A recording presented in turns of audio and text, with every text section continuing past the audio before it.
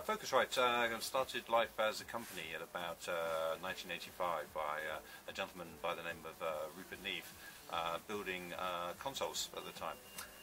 The company was taken over by its current chairman, Phil Dudderidge, in 1989, who then modified the format of the desks and then continued to build about another 10 of the Focusrite desks, a few of which still survive in the world today. I believe there are 2 of them in Japan these days.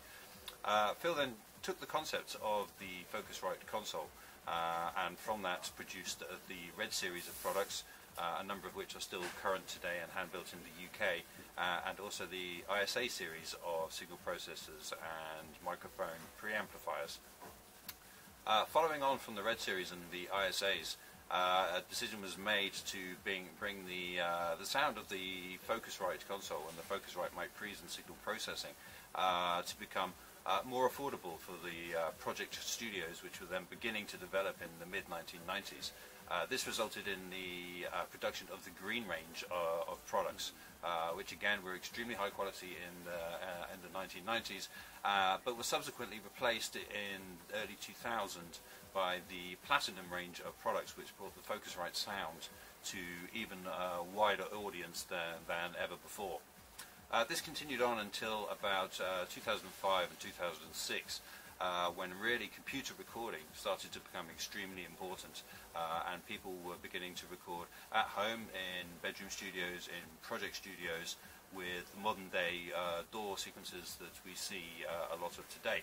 So Focusrite produced a number of Firewire audio interfaces to work with this market, and this started off with the original Sapphire, featuring a DSP on board, which offered reverb for vocalists, EQ and compression in a small desktop format. Further to that, we then released a slightly slimmed down version of this, i.e. it did not have the DSP on board, called the Sapphire LE. We then took the concept of the multi-channel microphone preamplifier, which we noticed was growing in popularity, and we turned that into the next generation of Firewire audio interfaces, which was the Sapphire Pro 10 and the Sapphire Pro 26. We have now started to refresh the range of the Sapphires, so we're now onto the Mark IIs, and we have recently released the Sapphire Pro 40, which now has 8 Focusrite mic pre's on it, ADAC connectivity, and connects to the DAW over Firewire.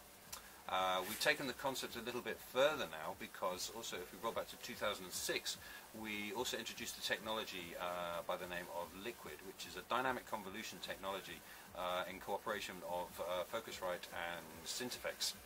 Now, Liquid technology uses dynamic convolution to emulate classic microphone preamplifiers, compressors and EQs, all the way through very old-fashioned but highly sought-after tube microphone preamplifiers and compressors, right up to modern-day models. We've now taken that technology, which was usually found in very high-end pieces, such as the Liquid channel that we can see here, and the Liquid 4-pre here. So we've taken the technology of Liquid and we've put it into a number of different products now. We have the EQs and the compressors are available in a number of formats.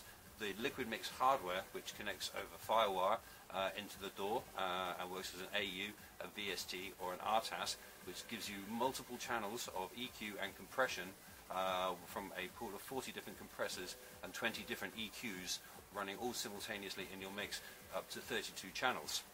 Now we've taken that concept a little bit further and released Liquid Mix for the HD platform, for Pro Tools. Now we utilized the DSP system on the HD platform in order to bring the latency down so low that it is now possible to track with Liquid Mix HD and also dramatically increase the available channel count. So when you're using Firewire, you have a maximum channel count of 32 channels, but with Liquid Mix HD, with an HD3 system, you can get somewhere in the region of 100 instances of the Liquid Mix HD system. Now, the products, the Liquid Mix and the Liquid Mix HD, are purely EQs and compressors. Now, the reason for that is to be able to do liquid dynamic convolution microphone preamplifiers. You actually need a large analog section at the front of the interface in order to present exactly the same impedance to the microphone that the original mic pre that you're emulating would have presented to the microphone. So we have now taken that liquid mic pre technology and we have fused this with the Sapphire technology to bring you the liquid Sapphire 56, which is our current flagship audio interface, which features 2 liquid channel microphone preamplifiers on board in addition to the other 6 microphone preamplifiers. It has very, very high quality conversion, is extremely stable and has an extremely powerful mixer. So there are many more products to come from Focusrite in the coming months and we very much look forward to introducing those to you. Thank you. Thank